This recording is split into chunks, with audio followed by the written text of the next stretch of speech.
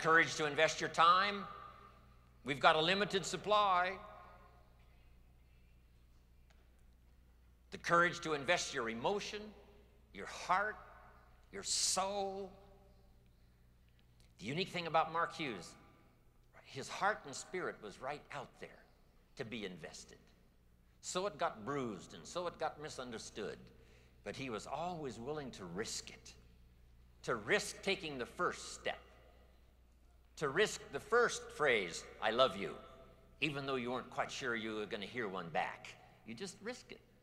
Let it go. Next.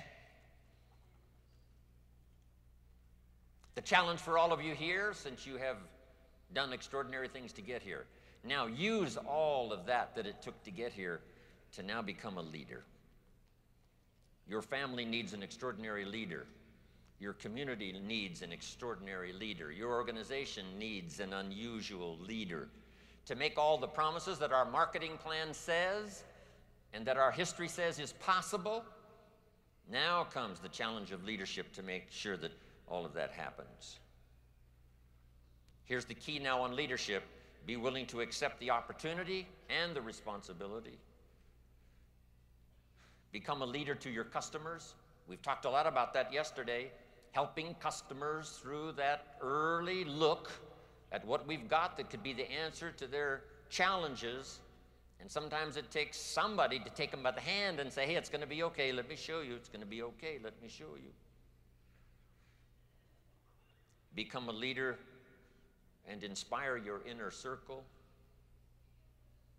Don't be the person who can inspire their organization but not their children. Help your organization set goals and help your children set goals.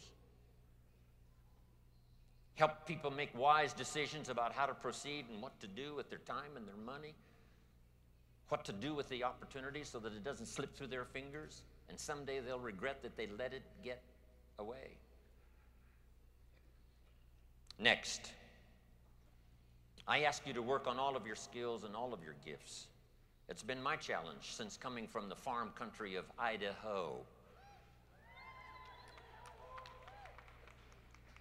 Working on my gifts, working on my skills so that they found a place for me. There's an ancient phrase that says this from the old prophet: if you work on your gifts, they will make room for you. If you work on your gifts, they'll make a place for you.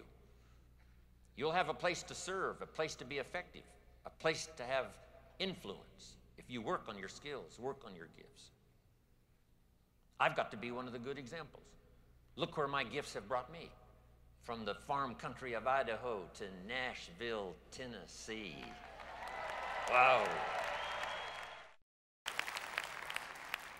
Of course, it's taken all of you in this journey of the last 23 years to do all of that.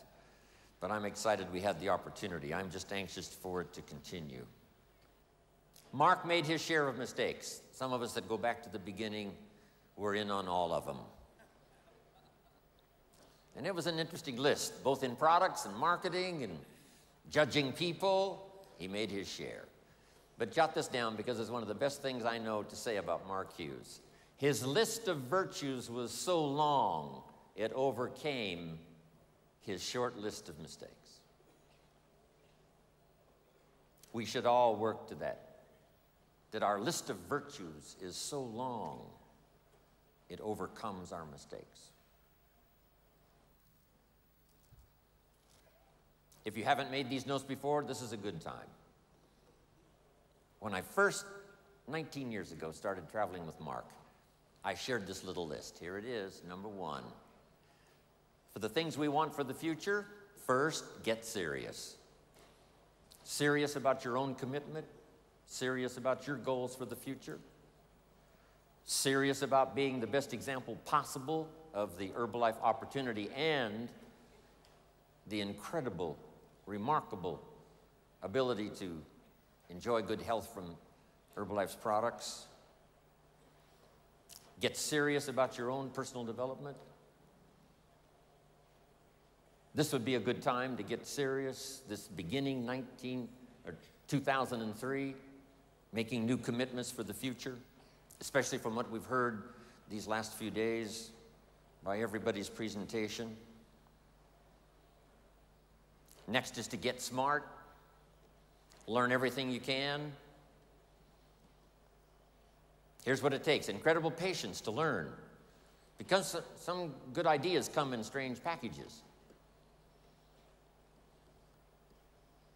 Sometimes you read a little small book and it's got 10 good ideas.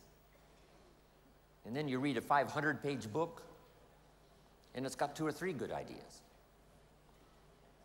But you've got to read both books. You have to have the patience to go through the 500 pages, and then maybe the excitement of going through just a few pages and getting a lot of ideas. But you must read both books. You can't just read little books. Yesterday, Tom gave us the 500 pages.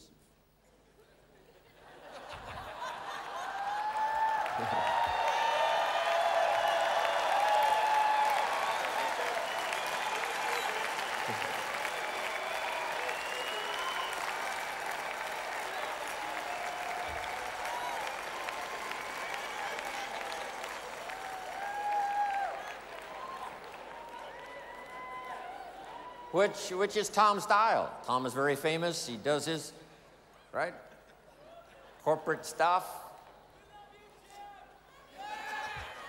But fortunately for all of you today, I'm going to give you the little book today, not the big book.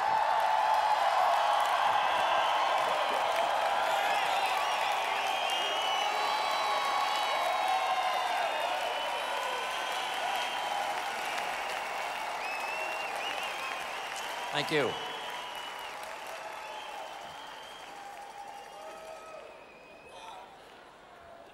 I do have one more thing to add to Tom's talking about the women.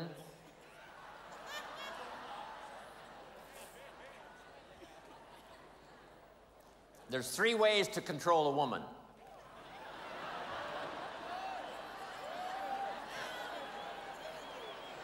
Three ways to control a woman. And nobody's been able to figure out what those 3 ways are.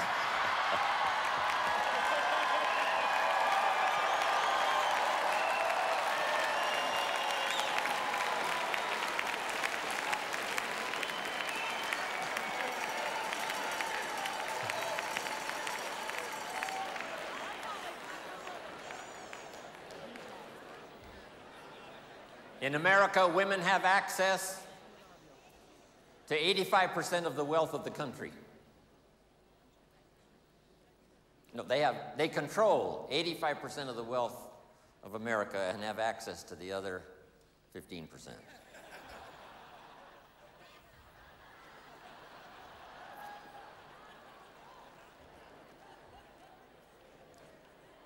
But here's what's exciting. No better place for women to shine than Herbalife. This is the place.